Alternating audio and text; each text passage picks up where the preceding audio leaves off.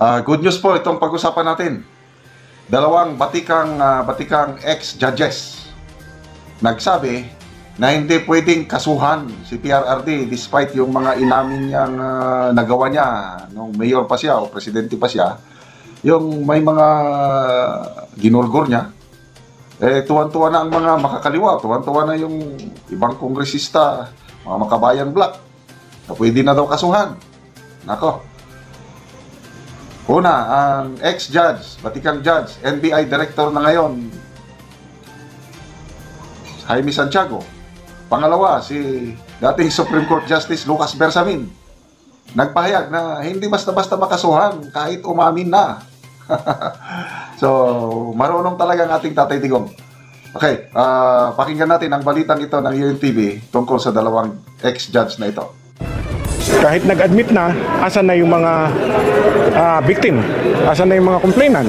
The complainant should come out. Sa kabila ng pag-amin ni dating Pangulong Rodrigo Duterte sa pagdinig kahapon ng House Quadcom na mayroon umano siyang mga pinatay, ayon kay National Bureau of Investigation o NBI Director, retired Judge Jaime Santiago, kailangan pa rin na may lumutang na mga biktima o complainant para makasuhan ang dating punong ehekutibo. Bilang dating huwes, paliwanag ni Santiago, dapat may magpatotoo para formal na maisampa ang kaso sa husgado. Kahit magsisigaw ako ngayon na marami akong pinatay, pero wala naman dumadating na complainant against me, hindi ako pwedeng makasuhan. Ganun po yun. Dagdag pa nito, kahit ang NBI ay hindi magsasagawa ng investigasyon kung wala namang handa na magreklamo. Kahapon, nandun yung mga victim ng alleged victim ng EJK, extrajudicial killing. Kung may magka-come out sa kanila na openly file a complaint, then we will investigate. Kung wala naman kaming maimbestigahan. Si Executive Secretary Lucas Bersamin na dating punong maestrado ng Korte Suprema, sinabi na mahirap magbigay ng hatol sa pahayag ng isang tao. Having been myself a judge for 34 years, when you say something, it's really not easy to make a judgment based on what one says or does not say. I will leave that to the one who will appreciate the evidence, if that is called evidence.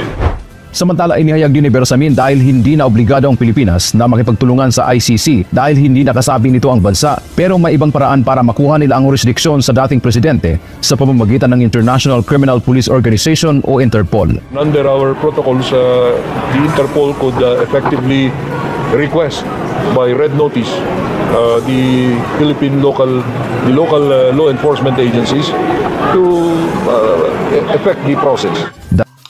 So, yun po, napakaklaro yung paliwanag ni NBI Director Judge Jaime Santiago, no? Dapat may lalabas na mga complainant. Kasi, anong magagawa ng NBI kung wala namang magko-complain? Kung hanggang hearing lang. Kasi, ang tagal na yan.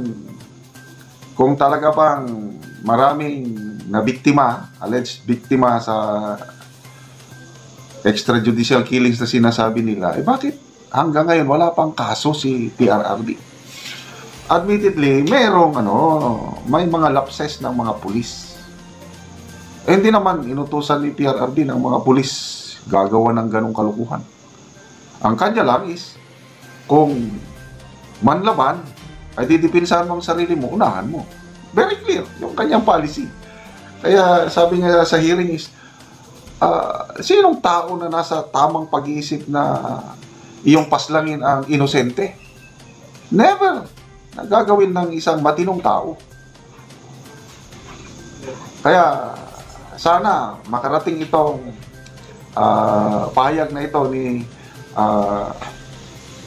Executive Secretary Lucas Bersamin at NBI Director Santiago, na lalabas kayo yung mga magfile kayo ng complaint. Yan naman ang palaging sinasabi ni PRRD, file kayo ng kaso. Si ex-Senator De Lima, ang tagal niyang naging CHR Director, naging DOJ Secretary, palagi siyang magbanggit tungkol sa DDS. Bakit hanggang hindi sila nakapag-file ng kaso versus laban kay then Mayor Rodrigo Roa Duterte at naging presidente? Nasaan ang kaso? Ay, wala kayong mga complainant eh. May mga present sila sa Senate hearing, sa Quadcom, mga relatives ng mga biktima. Well, nakikisimpatya tayo talagang masakit yung nangyari kasi meron talagang napaslang na walang kinalaban, lalo na yung mga bata. Talagang kagagawan yun ng mga loko-lokong pulis, mga ninja cops. So, ayun, kasuhan yung mga loko-lokong pulis. Kaya lang, kung ang target ninyo is si PRRD, nananaginip kayo ng gising.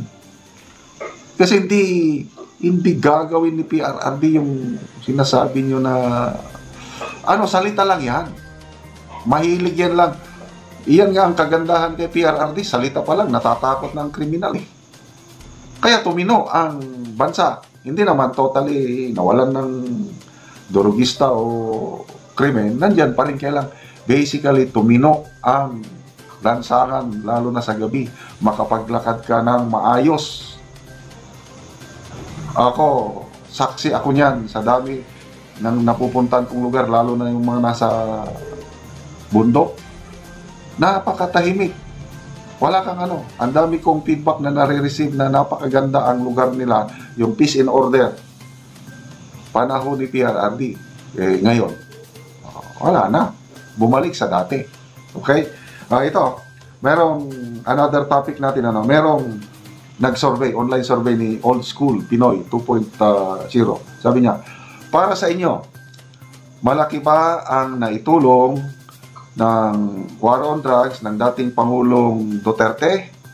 Paano ito nakatulong? Paano ito nakatulong o hindi nakatulong? Comment your opinion. So, may pagpipilian. Yes, malaking tulong. No, walang naidulot na maganda. 97% ang nagsabi, yes, malaking tulong. 14,000 na ang bumoto. 97%. So, 3% lang yung di ba? Overwhelming, landslide. 97% nagsasabi ng malaking tulong. Basahin natin ang mga comments, ha. Napakalaking tulong. Maraming salamat, Tatay Digong. Yes to Mr. President. Yes to PRRD. Ano pa? Digna Dacumos. Malaking tulong po. Salamat, PRRD. Tony Cabantog. Mabuhay ang ating BP Sara. Jamaica Eugenio, malaking naitulong kasi maraming nagparehab na gumagamit ng drugs. Kaya salamat kay President Duterte.